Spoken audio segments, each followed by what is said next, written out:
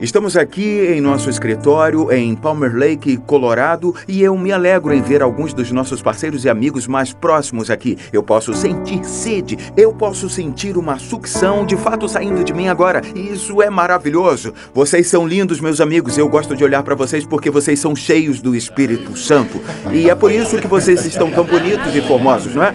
Nós estamos falando aqui sobre o Espírito Santo. Eu vou dizer uma coisa a vocês. Nesse último mês, a minha vida tem sido muito maravilhosa. Começou há cerca de um mês. Eu estava num jejum e senti que o Espírito Santo falou para ler o livro de Atos. E eu respondi, tudo bem. O engraçado é que, num jejum anterior, o Espírito Santo disse, leia o livro de Atos. E eu falei, tá, tudo bem. E eu lembro que, ao ler o livro de Atos antes, o que me chamou a atenção foi o apóstolo Paulo. O seu primeiro chamado era para ir primeiro aos gentios, mas por causa de seu amor natural em toda a cidade, ele iria primeiro às sinagogas, aos compatriotas judeus, e a consequência disso é que ele vivia entrando em problemas, e os maiores eram causados, com certeza, pelos judeus. Deus falou comigo naquele jejum e disse, fique onde eu te chamei para estar, pois se você sair, você estará procurando problemas.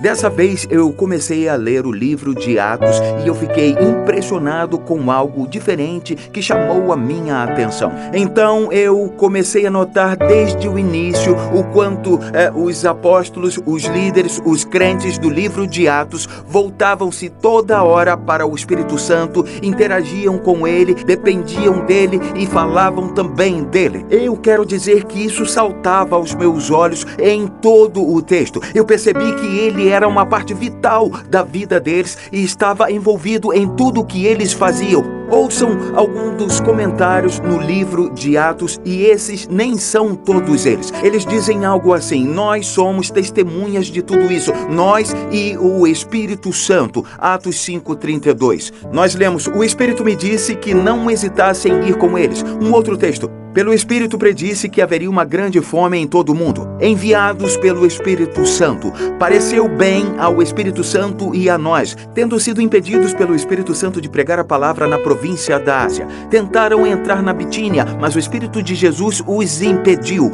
Paulo foi impulsionado no Espírito, testificando aos judeus. Paulo decidiu no Espírito ir a Jerusalém, passando pela Macedônia. Em todas as cidades, o Espírito me avisa. Cuidem de vocês mesmos e de todo o rebanho sobre o qual o Espírito Santo os colocou como bispos. Vocês receberam o Espírito Santo quando creram. Como permitiu que Satanás enchesse o seu coração a ponto de mentir para o Espírito Santo? Por que vocês entraram em acordo para tentar o Espírito do Senhor? Vocês sempre resistem ao Espírito Santo. Então vocês percebem como o Espírito Santo é citado muitas vezes? Então eu pensei, peraí, eu não estou vendo isso acontecer nos dias de hoje. Isso não acontece. Por que não falamos mais sobre ele? O que está acontecendo? Então, eu farei algumas declarações iniciais e eu acho que precisam ser feitas. Número 1, praticamente não existe vida cristã sem o Espírito Santo, ok? Então, sem o Espírito Santo, o cristianismo se torna frio, monótono e mundano.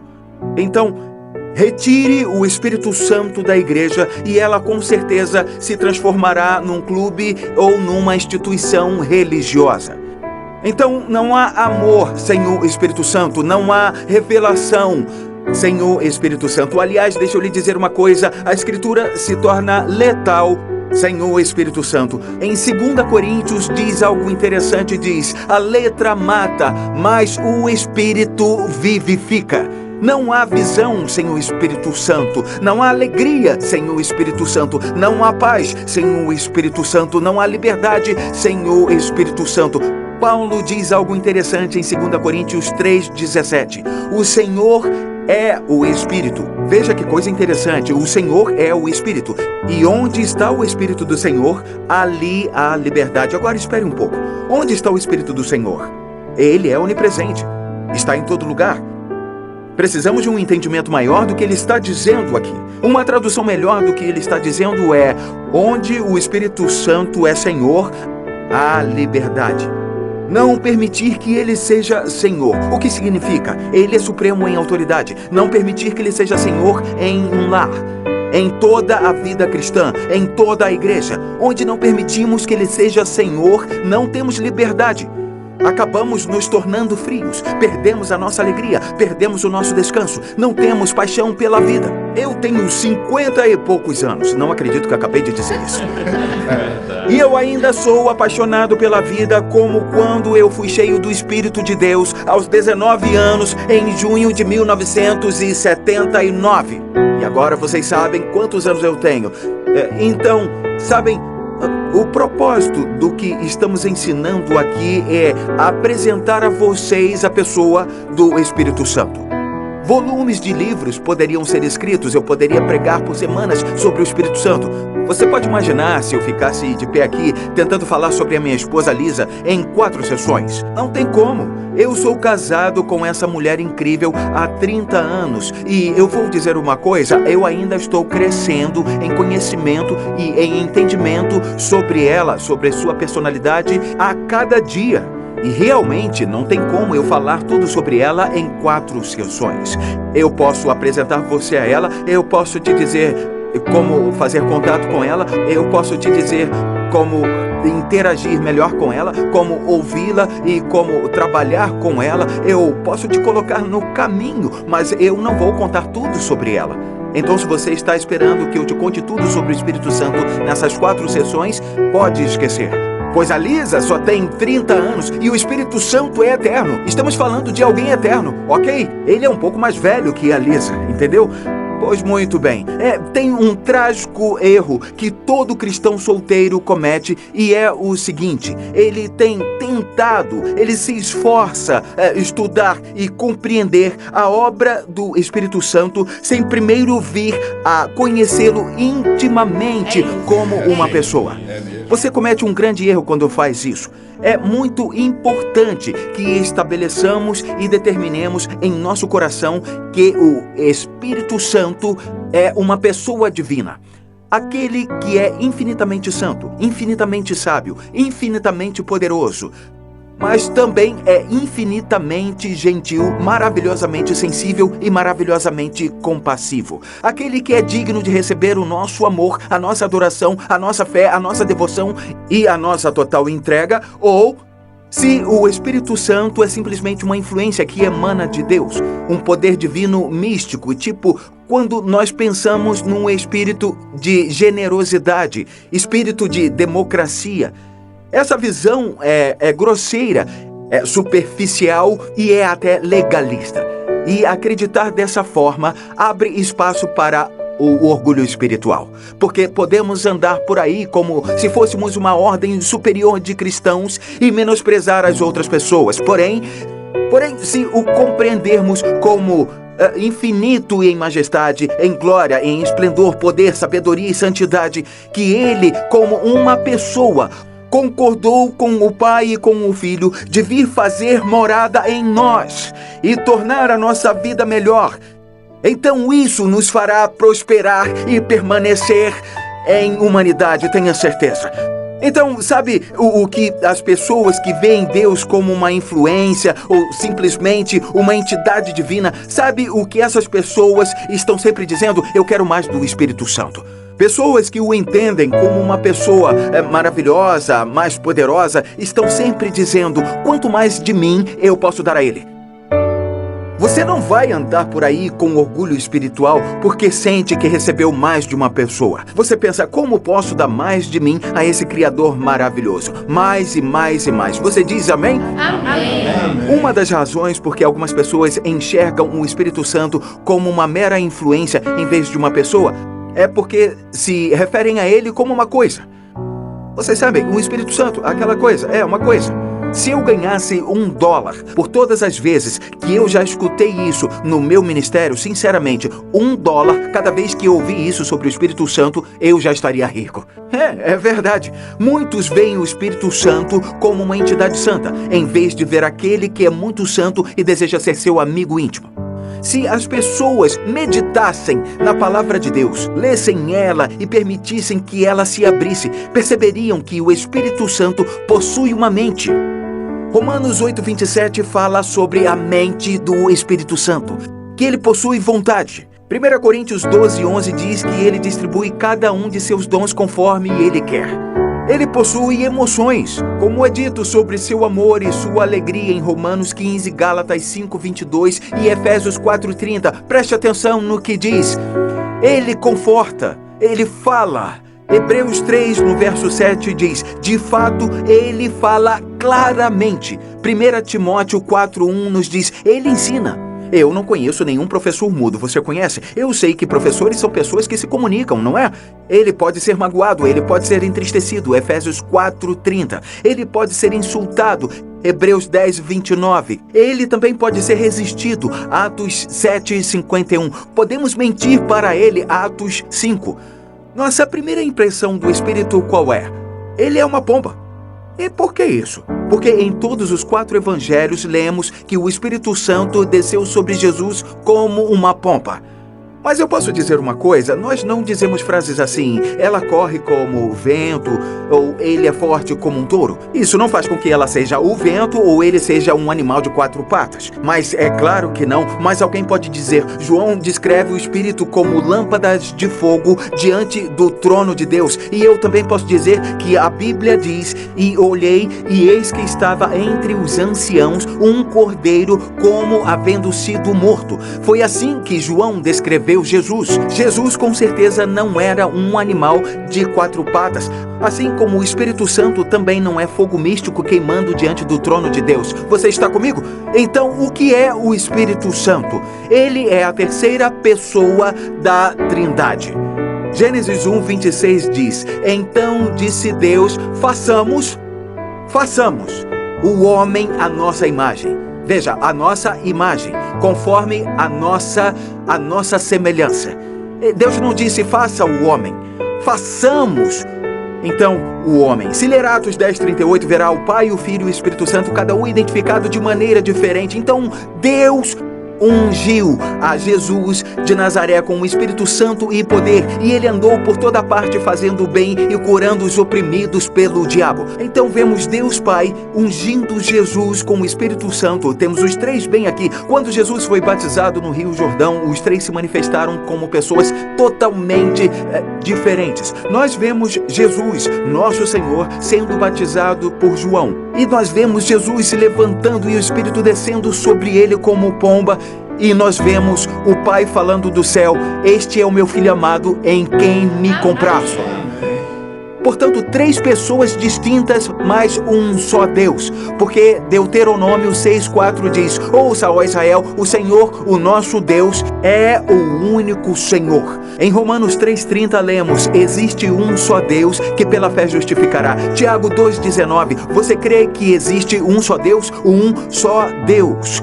Um exemplo para nos ajudar a entender está na água. Você sabia que a água pode ter 3 formas diferentes? Ela pode ser gasosa, líquida e ela pode ser sólida, que é o gelo. Mas todas as 3 possuem exatamente a mesma composição molecular. 3 formas distintas, mas uma só água. Olhem para mim, assim é o Pai, é o Filho e o Espírito Santo. Um dos meus versículos preferidos da Bíblia sobre o Espírito Santo tinha que ser Isaías 40, no versículo 12, que diz quem? Escute isso, que diz quem mediu a água do mar com as conchas das mãos. Pense nisso, ele mediu todo o oceano com a mão. E que diz, quem mediu o céu com os seus dedos? Podemos ver o Espírito Santo sendo descrito aqui por sua função. Então, quem, usando uma vasilha, calculou quanta terra existe no mundo inteiro ou pesou as montanhas e os morros numa balança? E quem é capaz de aconselhar o Espírito do Senhor? Quem sabe o bastante para dar conselho a ele ou ensiná-lo?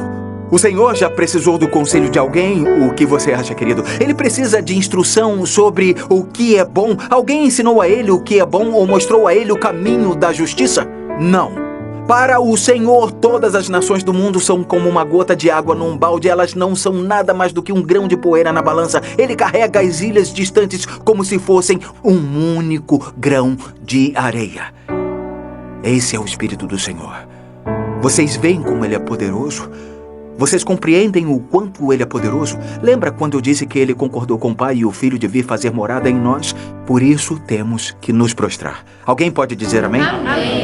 A respeito da criação da humanidade, Gênesis 2:7 diz: Então o Senhor Deus formou o homem do pó da terra e soprou em suas narinas o fôlego de vida, e o homem se tornou ser vivente. Quem fez isso? O Espírito Santo. Como eu sei disso? Porque Jó disse em Jó 33:4: O Espírito de Deus me fez. O sopro do Todo-Poderoso me dá vida. Então foi ele quem soprou nas narinas de Adão o fôlego de vida. E não só em Adão, mas em cada um de nós também. Pois Salmo 139, no versículo 13, diz: Tu criaste, preste atenção nisso, tu criaste o íntimo do meu ser. Tu me teceste no ventre da minha mãe. Na verdade, o Espírito de Deus formou todas as coisas que nós vemos. Provérbios 26 diz: O poderoso Deus que formou todas as coisas. Ele é aquele que manifestou o desejo criativo do Pai. Você está me ouvindo? Então o Espírito Santo, ele é Deus. Como a Bíblia se refere a ele? Quais são os nomes mencionados na palavra de Deus? Ele é chamado de Espírito Santo 96 vezes na Bíblia. É chamado de Espírito do Senhor 28 vezes. Espírito de Deus 26 vezes. É chamado de Espírito Eterno. Ele é chamado de Ajudador. Ele é chamado de Consolador. Ele é chamado de Santo. Ele é chamado de Senhor. Ele é chamado de Espírito da Verdade. Ele é chamado de Espírito de Cristo, de Espírito de Conselho, de Espírito do Pai de vocês, de Espírito do temor do Senhor, de Espírito de glória, de Espírito de graça. Ele é chamado de Espírito de Jesus Cristo, de Espírito de julgamento, de Espírito de fogo, de Espírito de conhecimento, de Espírito de vida, de Espírito de amor, de Espírito de poder, de Espírito de profecia, de Espírito de revelação, de Espírito de equilíbrio, de Espírito de entendimento, de Espírito de sabedoria, de Espírito de santidade, o Espírito Santo de Deus. Eu adoro isso. O Espírito do Santo Deus. Jesus dependia do Espírito Santo. Ele foi concebido pelo Espírito. Ele foi ensinado pelo Espírito.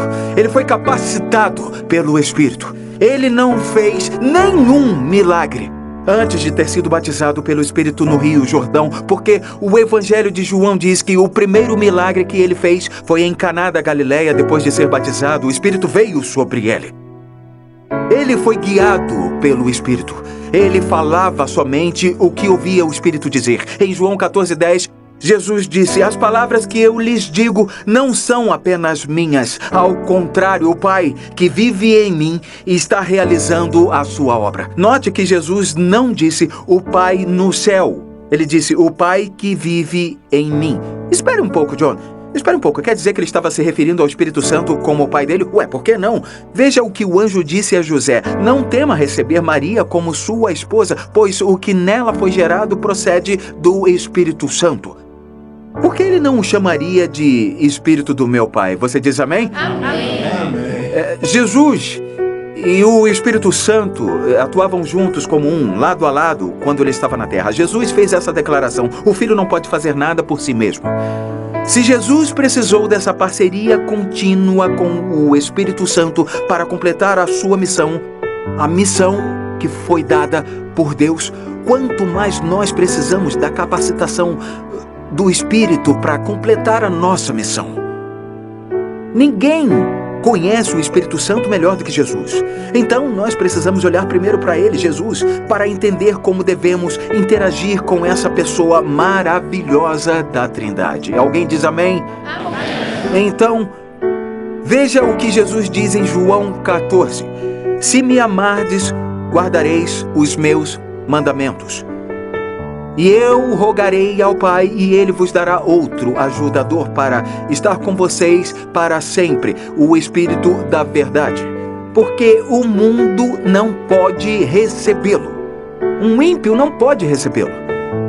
Porque não o vê nem o conhece. Mas vocês o conhecem, pois Ele vive com vocês e estará em vocês. Não os deixarei órfãos. Eu voltarei para vocês. Existem vários conselhos, mas acima de tudo Jesus disse: Se me amardes, guardareis os meus mandamentos. Não é interessante? Ele introduz isso falando sobre o Espírito Santo e o que é obedecer ao seu senhorio, à sua palavra. O que é interessante é que Pedro diz em Atos 5,32: nós somos testemunhas de tudo isso, nós e o Espírito Santo que Deus dá aos que lhe obedecem. Por que não falamos sobre isso? Deus dá o Espírito Santo àqueles que o obedecem. Note que Jesus disse: eu darei a vocês outro ajudador. Veja a palavra outro. Existem duas palavras gregas que são traduzidas como outro no Novo Testamento. Essas palavras são héteros e halos. Tudo bem? Héteros significa outro de um tipo diferente. Halos significa outro do mesmo tipo. A pergunta que temos que fazer é: do que Jesus está falando aqui? Deixa eu fazer você entender. David, vem aqui. Então, aqui está o David. Muito bem, o David está aqui. Se eu der uma maçã para o David e ele comer a maçã, eu posso perguntar a ele: David, você quer outra maçã? E se eu der a ele uma laranja, eu estarei dando outra fruta, mas é um tipo diferente, não é? Se eu der a ele outra maçã, será outra do mesmo tipo. Verdade. A laranja seria héteros, a maçã seria halos. Qual palavra Jesus está usando? Obrigado, David. Ele está usando a palavra halos. Ele está dizendo: o Espírito Santo será como eu. Idêntico. Ele diz que haverá outro ajudador. Diga ajudador. A palavra grega aqui é paracletos. É interessante que a palavra é usada para descrever Jesus quando a Bíblia diz: temos um advogado para com o Pai em 1 João 2:1. Essa é, na verdade, a palavra que descreve a função de Jesus como paracletos. Então, o que essa palavra significa? Essa palavra era usada para descrever um advogado que defendia a causa de alguém. Além disso, essa palavra também servia para designar um conselheiro pessoal. Agora, paracletos também pode ser dividido em duas palavras: para e kaleo. Para significa muito perto. Paulo usou essa palavra a fim de descrever seu relacionamento com Timóteo. Não havia ninguém mais próximo de Paulo do que Timóteo. Entendeu? Ele usou essa palavra para descrever a proximidade que ele tinha com Timóteo. Você está comigo? A minha esposa Lisa, ela é para a mim. Não existe ninguém mais próximo de mim na face da terra do que Lisa Bevere. Eu usaria essa palavra para descrever o meu relacionamento com ela. Entendeu isso? Agora, kaleo significa acenar ou chamar. Essa palavra era frequentemente usada nas Escrituras quando os apóstolos descreviam seus chamados. Ou seja, quando Paulo disse: fui chamado como apóstolo para os gentios. Você está comigo? Essa palavra chamado passa uma ideia de destino e ação. Você está entendendo? Então, se juntarmos essas duas palavras, sabe o que Jesus está dizendo? Ele está dizendo que o Espírito Santo é permanentemente chamado para estar sempre ao nosso lado e nos aconselhando em nossa caminhada com Deus. De fato, esse é o chamado e a missão dele, e ele cumpre permanentemente, pois foi o próprio Jesus que disse: ele viverá em vocês para sempre. Isso não é ótimo? Jesus está falando: ele ficará com vocês exatamente da mesma forma que eu estive com vocês. Vocês entenderam? Frequentemente eu ouço pessoas dizendo: se eu pudesse pelo menos ter andado com Jesus, eu teria feito tantas perguntas a ele. Peraí, por que você não está fazendo essas perguntas ao Espírito Santo? Você acha que ele é uma entidade? Você acha que ele é apenas uma influência que vem de Deus? Ou você realmente acha que ele é uma pessoa? Se você acha que ele é uma pessoa, você fará perguntas para ele porque sabe que ele é onisciente. Você está entendendo? Eu já disse isso e vou dizer de novo: acho que é uma das pessoas mais ignoradas da igreja. Quantas vezes vamos à igreja e sequer mencionamos ele ou buscamos ele? Quantas vezes os cristãos passam o dia todo sem dizer uma palavra àquele que é chamado para fazer morada neles e caminhar com eles permanentemente? Vocês estão entendendo? Sim. Jesus fez essa declaração maravilhosa em João 16:7. Ele diz: todavia vos digo a verdade. Pense sobre isso. Ele estava com aqueles caras há 3 anos e meio e tudo o que disse aconteceu. Mandou o vento aquietar e o vento aquietou.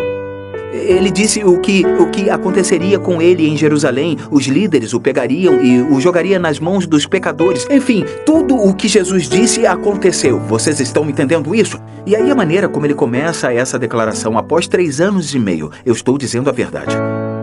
Então, o que ele está prestes a dizer àqueles homens é que é tão chocante que ele tem que garantir que eles vão entender. que ele não está mentindo. Aquele que nunca mentiu, que não pode mentir, tem que dizer, eu estou dizendo a verdade. Essa é a verdade, gente. E como é o resto do versículo, todavia digo-vos a verdade. Convém-vos que eu vá. Porque se eu não for, o ajudador, ele não virá a vós. Mas quando eu for, eu vou-lo enviarei.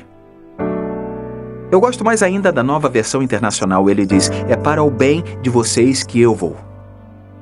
Por que é melhor para nós que Jesus tenha partido? Por quê? Por quê? Pense sobre isso. Se Jesus ficasse, não teríamos tempo de conversar com ele. Teríamos que pegar um avião até Tel Aviv, alugar um carro e dirigir até a Galileia. Não seria difícil encontrar ele porque veríamos milhares de pessoas esperando para chegar ao centro para que pudessem fazer uma pergunta. E ele teria que dormir, ele teria que comer. Talvez ele tivesse 14 horas por dia para nos dar. E as pessoas viriam em massa para falar com ele. Mas quando pensamos que o Espírito Santo é exatamente como Jesus, que ensina como Jesus, amplia as coisas de Deus como Jesus, o Espírito Santo não tem que dormir. Ele não tem que comer. Ele pode ter milhares de conversas diferentes ao mesmo tempo, intimamente, com 10.000 pessoas diferentes. É por isso que Jesus disse, é bem melhor para vocês que eu vá embora. Então, na próxima sessão, nós iremos falar sobre ter intimidade com esse Deus maravilhoso.